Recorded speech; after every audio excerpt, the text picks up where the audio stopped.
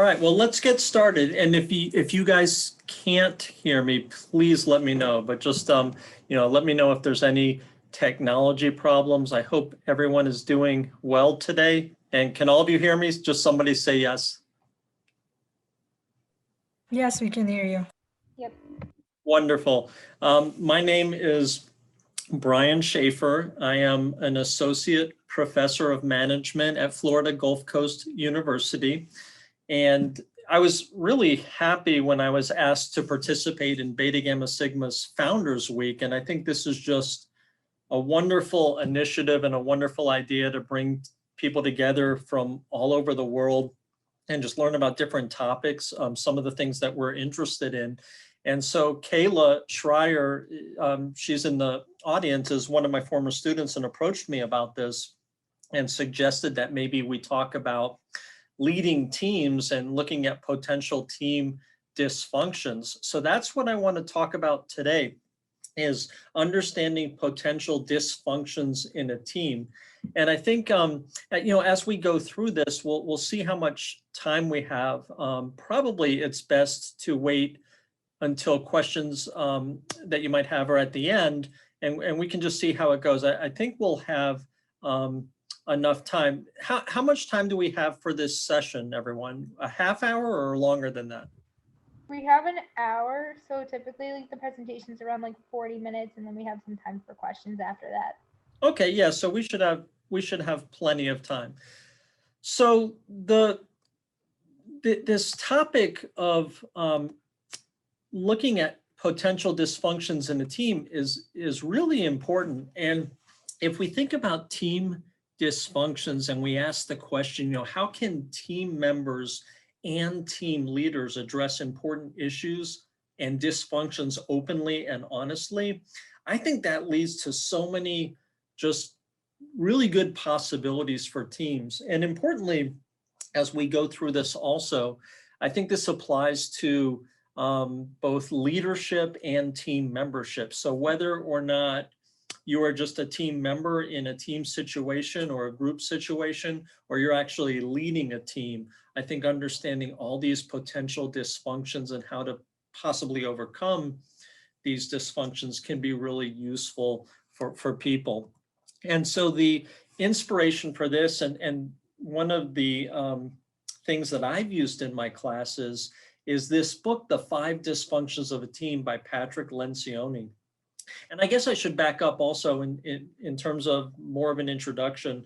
My teaching experience is in the area of management in business, and specifically organizational behavior, and also a focus both in terms of my research and my teaching on team and group processes. So I've actually taught the course. I've actually taught the course Team Processes a number of times, and I've taught organizational behavior and leadership and management a number of times. And I found this particular textbook, it's actually not a textbook, but this particular book, The 5 Dysfunctions of a Team, to be really valuable. And so what it shows is the 5 dysfunctions shaped in a pyramid with absence of trust on the bottom, followed by fear of conflict, followed by lack of commitment, avoidance of accountability, and inattention to results. And then off to the side are potential symptoms that you might see in your teams and your groups related to those dysfunctions. So in a team situation, when people tend to feel invulnerable, that might be a symptom of absence of trust. Or if your team has, for example, artificial harmony, that might be a symptom of fear of conflict. And so that's a useful way to look at the 5 dysfunctions and its associated symptoms. So building trust, and the absence of trust is the first important potential team dysfunction. And it's really at the base of the pyramid, because I think it's a dysfunction that can be like a foundation for all of the other potential dysfunctions. And Patrick Lencioni talks a lot about vulnerability-based trust, where team members really need to start being vulnerable to others and sharing with others, and really making sure that we feel comfortable in that kind of team environment. It's really vital for effective teaming, and it can be hard to do in both co-located and virtual team environments. And I know that most of us are operating in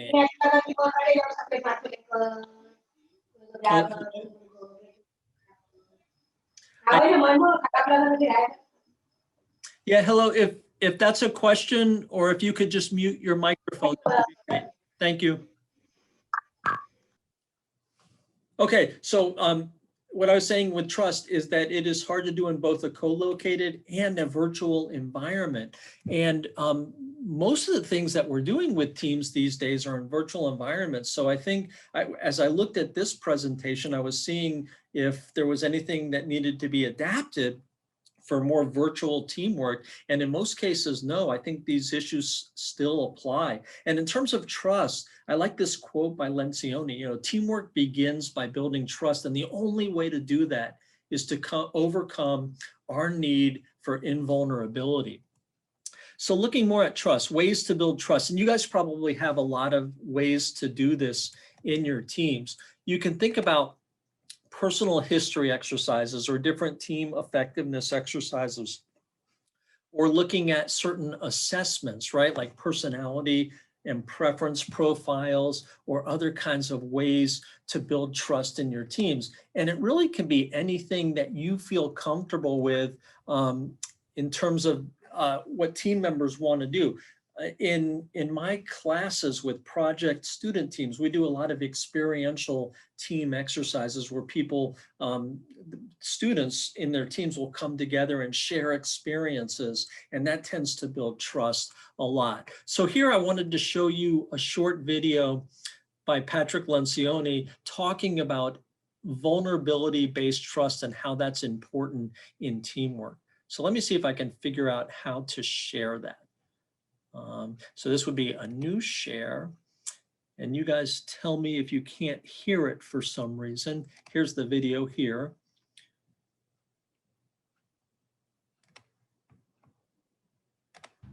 At the heart of teamwork lies trust. Team members have to learn to trust one another if they're going to be a real team. Now that sounds obvious, I know, but a lot of people think of trust differently than I do. They think of it as predictive trust. What that means is two people that have known each other for a long period of time, or a group of people that have worked together for a long period of time, they've come to trust each other because they can predict one another's behavior. I know Fred, and if he says this is probably what he's going to do. I can trust what he's going to do. That's not what I'm talking about when I talk about trust on a team. When I talk about trust, I'm thinking of something that I call vulnerability-based trust. That's when human beings on a team can and will genuinely say things to one another like, I don't know the answer, I need help, I made a mistake. You're much smarter than I am at that. Can you teach me how to be like you? Or even, I'm sorry, what I did yesterday was wrong. When people can be that emotionally buck naked with one another, it changes the dynamic of a team completely. It helps people trust one another inherently.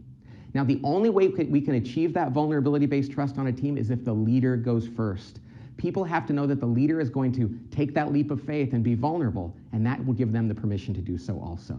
Vulnerability-based trust is at the heart of teamwork.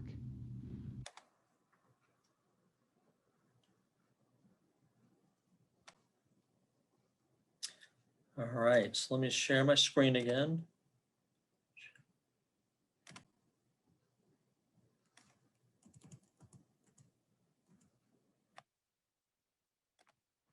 So a number of ways then to build trust in teams, and that idea of looking at vulnerability-based trust can be really important. So this I thought was interesting too. We do a lot in my classes, and then also I was working with another organization recently on looking at virtual team environments and ways that we can build trust in a virtual environment. And these are just ideas, and the whole idea with really building trust in a virtual team environment relates to that last bullet point at the bottom there, where you're trying to create this culture or feeling in the team of perceived proximity, meaning even though we're virtual and remote and we're operating in different regions and areas, we still have a feeling of closeness in our team.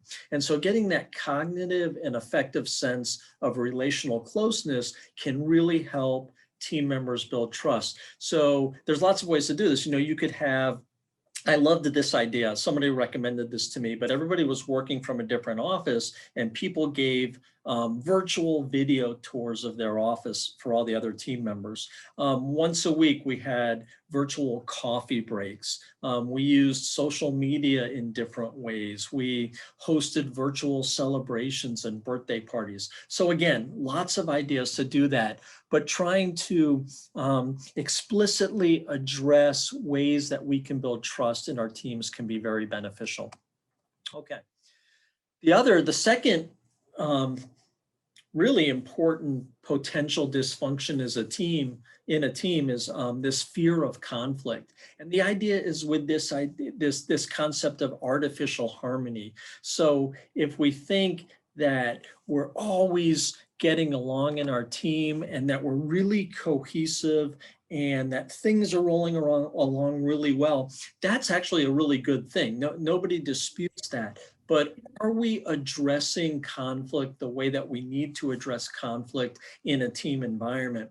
One of the things that we know in teamwork is that teams go through these different stages of development, right? So you have, many of you are probably familiar with those terms: forming, storming, norming, and performing. And that storming phase is a very necessary phase in team development related to conflict. So what we also know with conflict is that there's different types of conflict, and you can talk about team based relationship conflict, where people are actually in disagreement on values, or maybe the disagreement stems from personality differences, or just for whatever reason we don't like one another. That relationship conflict is probably when conflict itself can potentially be most dysfunctional. But oftentimes the conflict can really be functional and can really be good because it's based on how we're doing the task or what goals we're trying to achieve. So this idea of task and process conflict can help a team, because if we're not coming together to talk about our different perspectives and our different backgrounds and our different experiences and different ideas about how we can achieve our goals as a team, then why team at all? We might as well be doing it individually. So this kind of conflict becomes really important. And so Lencioni talks about the idea that being able to distinguish between functional and dysfunctional conflict is good, but also thinking about the relationship between conflict, level of conflict, and team performance is also really important as well. So as you watch the next short video clip, look at that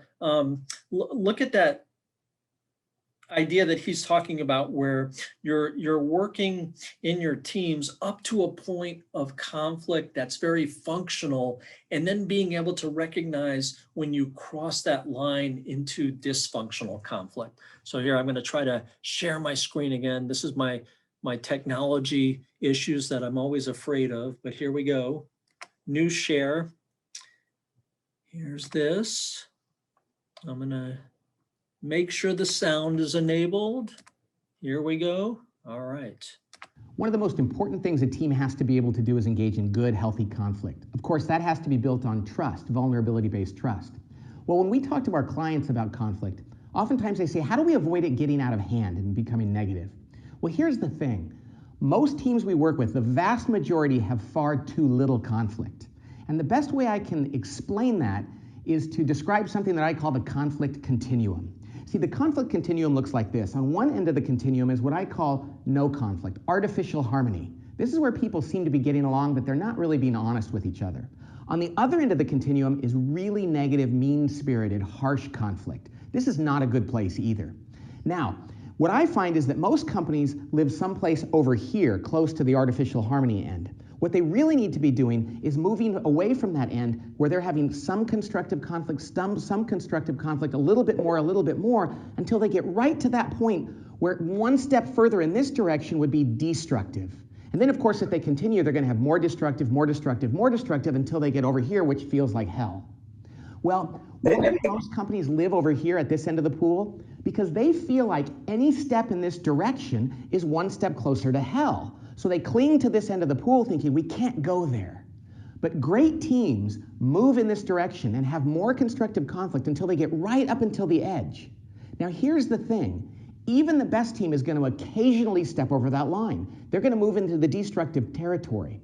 And they're going to learn that they can recover from that because they trust each other. And when they recover, it's going to give them the courage they need to live right here. It's also going to make the team better because scar tissue that heals when you recover from something like that is stronger than tissue that's never been scarred. So let's have the courage to move away from the end of the pool where we're having artificial harmony and move to that place where we're having as much constructive conflict as possible and do our best not to step over the line, but to realize that we can recover if we do. All right, let's try to share this again.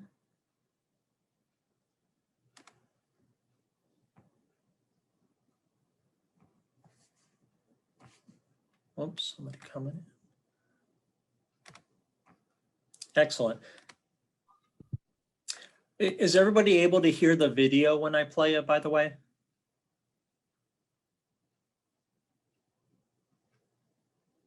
Yep. Excellent, thank you. Okay, so related to conflict and this idea of fear of conflict or potential artificial harmony is a term we're probably all familiar with also, and that's groupthink. And so I thought this was really important. You know, one of the symptoms of this fear of conflict dysfunction is this idea of artificial harmony. So when everybody seems to be agreeing on the surface, but underneath we're saying no or bad idea or we're doomed or I disagree, that can be a really symptomatic of groupthink. And so when a team is under time pressure and when you feel like cohesiveness is very high, like people seem to be getting along well, that's when we have to question whether or not we're approaching conflict constructively and openly and in a positive way. So think about groupthink also, which goes hand in hand, with artificial harmony, one of the symptoms of fear of conflict.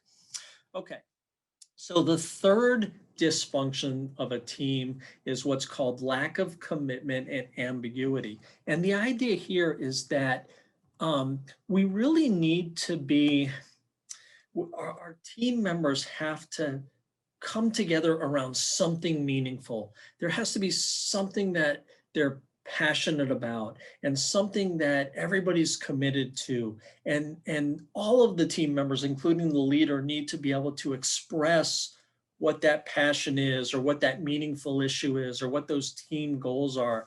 And if you have a lack of commitment and associated ambiguity about that, it can really lead to a failure of people to buy into the broader decisions of the team. So Lencioni says in his book, people aren't going to hold each other accountable if they haven't clearly thought into the same plan. So I think teams need to be really explicit, clear, and proactive about establishing commitment and establishing about what's truly important to members. You know, if everything is important, then nothing is, so to speak. So you have to really identify the few things that are going to drive commitment and that are going to drive people working with passion toward those really meaningful goals that they have. So some of the things in terms of commitment, you know, a team that fails to commit, you know, if you're subject to this third dysfunction of a team, this team might create ambiguity among team about direction and priorities. There might be issues where the team watches windows of opportunity close due to excessive analysis and unnecessary delay, breeds lack of confidence and fear of failure. You might revisit discussions and decisions again and again. So lots of things related to this potential dysfunction. It might encourage second guessing among team members. And so one of the things that, or there are probably many things that you can do to reduce the lack of commitment is be real. I always say be clear about this. Openly talk about this. And I think that applies to all of this, all of those dysfunctions. If one of the things that I found when working with a couple of teams on the 5 dysfunctions of a team is that they were going to take that framework with the 5 dysfunctions and try to implement some of those practices with their team members. But the team leaders didn't expressly communicate to the team, look, these are 5 potential dysfunctions and here's how we're going to address those. They thought, you know, we're not going to come out and say what the model is or talk to people about that. We're just going to kind of maybe implement some best practices around those dysfunctions. And I find it much better to just be really clear on what those dysfunctions are and how you're going to address them. So be really clear. Clarify and reinforce really important shared purposes and meaningful issues, assign roles effectively, understand diverse strengths and interests. And if you really focus on those kinds of things, you might have other ideas of ways to reduce this lack of commitment. But all of that is supposed to clear up any ambiguity associated with that really meaningful purpose behind your team. All right, and then the fourth avoidance of accountability and low standards. And this is the one where, you know, team members sometimes find it uncomfortable or, you know, they're really hesitant to hold one another accountable as it relates to both individual and team level performance. And because we don't want to insult our peers, we want to be respectful. But if you think about how all of these layers of dysfunctions work together, if you trust each other and you've developed that vulnerability-based trust in your team, then you can respectfully hold one another accountable and there's no hurt feelings, that people don't feel insulted. People take guidance in a positive way and build on that feedback. And so if you don't do this, if you don't hold people accountable, then those low standards are going to prevail in your team. Another quote from Lencioni: once we achieve clarity and buy-in, it is then that we have to hold each other accountable for what we sign up to do, for high standards of performance and behavior. And as simple as that sounds, most team leaders really don't like doing it. They hate doing it. And moreover, most team members don't like doing it either, because it's not always the team leaders themselves that only have to hold each other accountable. We have to do this with our peers. As team members, we have to hold each other accountable as well. So a team that avoids accountability, right, is subject to these things. It creates resentment among team members who have different standards of performance. It can encourage mediocrity. The team itself can miss deadlines and key deliverables. It places an undue burden on the team leader as the sole source of discipline.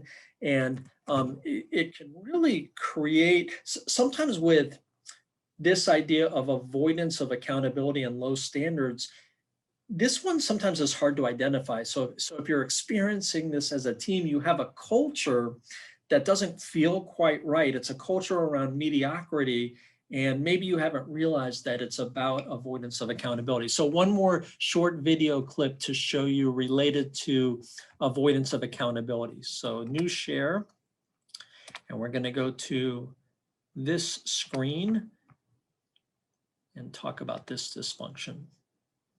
So in the last video about the 5 dysfunctions, I covered dysfunction number 3, which is the lack of commitment. Now, commitment is important for a variety of reasons, and it seems pretty obvious. But one of the things about it that's important is it enables us to overcome the 4th and most dangerous dysfunction, which is the avoidance of accountability. Now, I've worked with thousands of teams, and we have a team assessment that thousands of other teams have filled out. And the lowest score on average by far is dysfunction 4, the avoidance of accountability. Now, why is that? Well, there's just something about a person having to turn to one of their colleagues and tell them that their performance or their behavior is falling short of expectations that people really hate to do. The only way we can overcome that is if we've truly committed to those standards of performance or behavior, And that will give people the courage they need to lovingly remind one another when they're falling short. When there is no commitment, people have no stomach to do this. Now, some people say, but why is it peer pressure, Pat? Isn't it the leader's job to hold people accountable? Well, the truth is, while the leader is the ultimate source of accountability, the primary source should be our teammates. And that's because peer pressure is a powerful thing. The idea of letting down our colleagues is far more distasteful than anything else, and that will motivate people's performance. So if we can get commitment, we're going to be much more likely to overcome the fear of holding people accountable, and that's going to allow us to overcome the fifth and last dysfunction. Okay. Close out of that.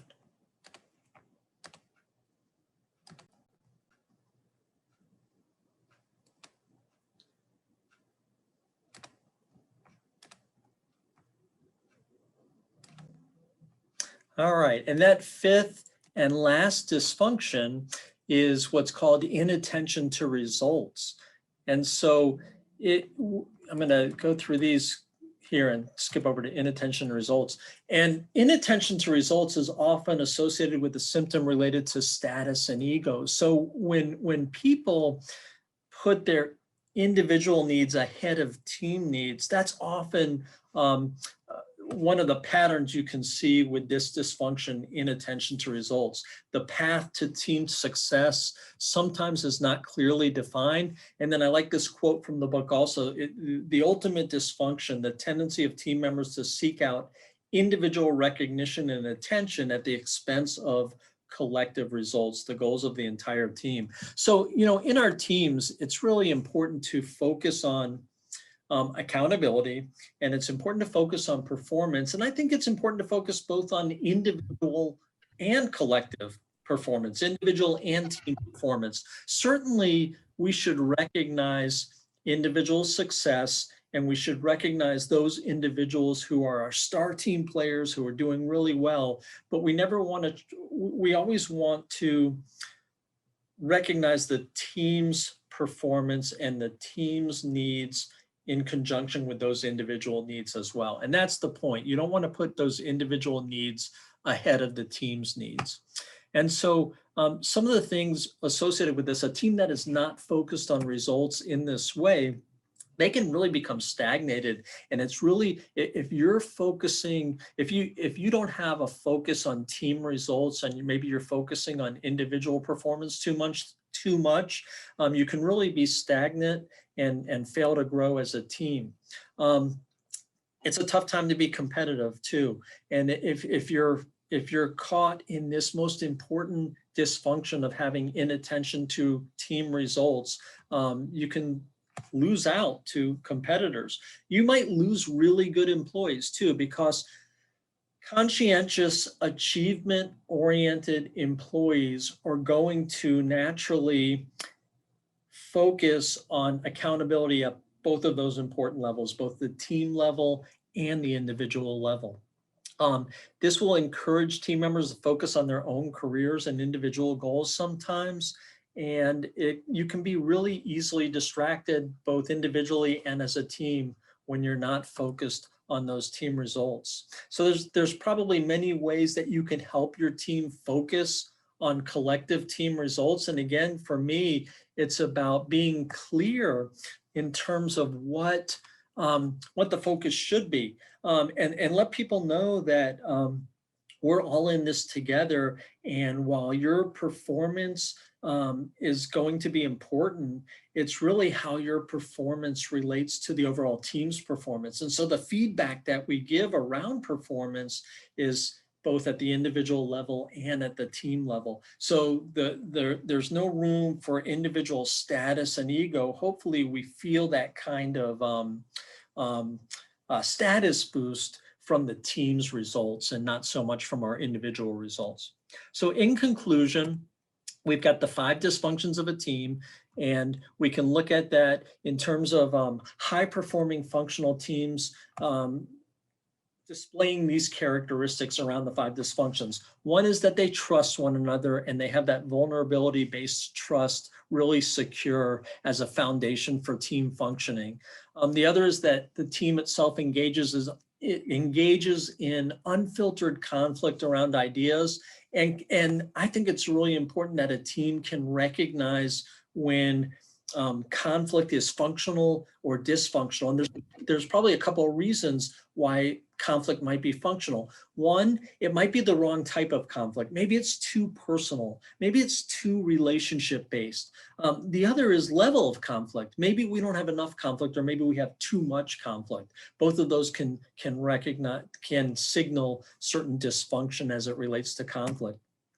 Third is we commit to decisions and plans of action.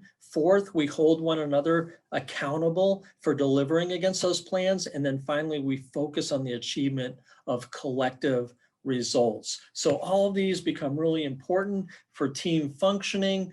And if I'm not going to show this last video clip, but this is another video clip of Patrick Lencioni just talking about the 5 dysfunctions. But I really recommend that book for people if you want to read a really good, easy, practical book to help team members and team leaders. The 5 Dysfunctions of the Team, great book. So thank you very much. I think we might have a few minutes left for questions if anybody has questions.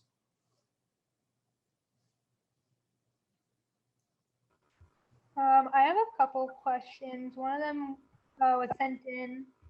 Sammer, I know he's here. I don't know if you wanted to ask it personally or if you want me to ask it for you. I mean, it works either way, really. You can ask it. I have other questions. Okay, perfect. Well, Dr. Schaefer, thank you so much for the presentation, and thank you for kicking off the International Founders Week for us. I did have a question when it comes to creating a functional team. There are a lot of steps involved. From your personal experience, how has the pandemic affected your ability to be able to work in a functional team? Yeah, that's a fantastic question. And I think most of it, in my experience, both, since I'm an academic, right? So both in the classroom and then working with my colleagues across campus, we just haven't been able to meet in person the way we normally do. And I think that's the same for everybody. So what I have focused on a lot is really trying to understand some of the team dynamics with virtual teams and kind of I have found that it's really important, there are some of my colleagues or some students or others who might think because we're in this different environment, some of these basic principles related to team and group functioning don't really apply since we're in a virtual environment. And I've been trying to kind of resist that thought and explain to people how those same concepts still do apply in a virtual environment, even if you have to kind of tweak it a little bit. And that one idea of perceived proximity I really liked, because there's a lot of research that's been done on perceived proximity in virtual teams. And it's just a way of making sure the culture and the climate and the feeling you have, even in a virtual team, can still be supportive and can be based on trust and can be based on some of these things we just talked about. So I don't know if that got at your question so much, but that is my thought. Yes, it did. Thank you, Dr. Schaefer. Mm-hmm.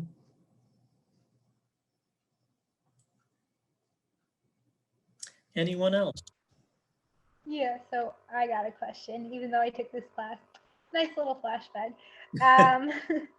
So really regarding accountability, because it is up there within the steps and such, can you give like a specific example of how to hold your team members accountable during the pandemic, as your team members aren't there in person, and where's the line where you cross over from motivating your teammates or coworkers, whatever, to micromanaging them?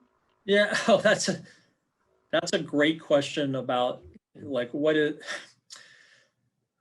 what is motivation? What is micromanaging?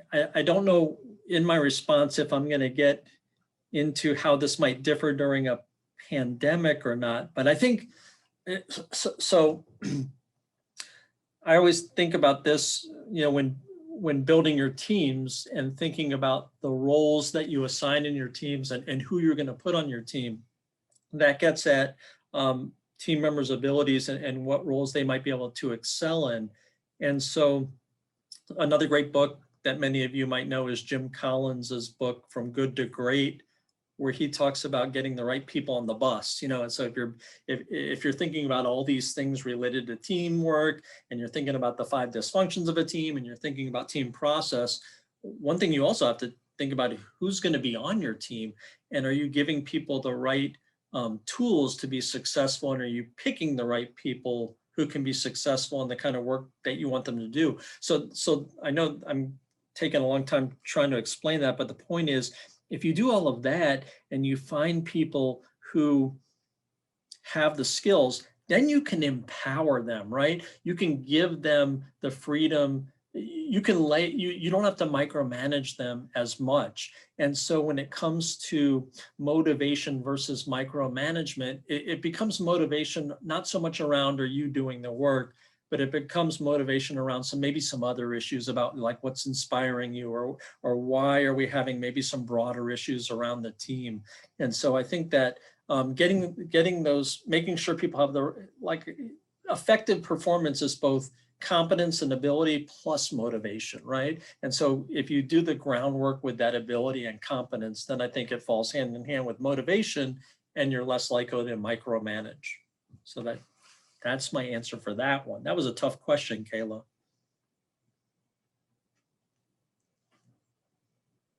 Anybody else?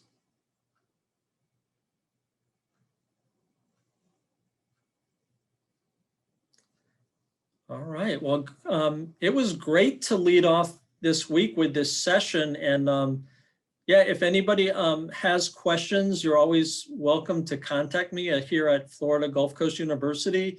And if you need the citation for the book or a copy of the PowerPoint or anything else, I'm always happy to share that. Dr. Schaefer, before we do go, would you mind if we take a group picture? Yeah, that would be great. Turn on their cameras. Excellent. Yay. Thank you so much, everybody. I hope you enjoyed the rest of your week and the other sessions. And I know we're all very busy, so I really appreciate all of you coming. Thank you. Thank you, Dr. Schaefer. Thank you. Thank all. you. Thank you, Kayla. I'm so excited.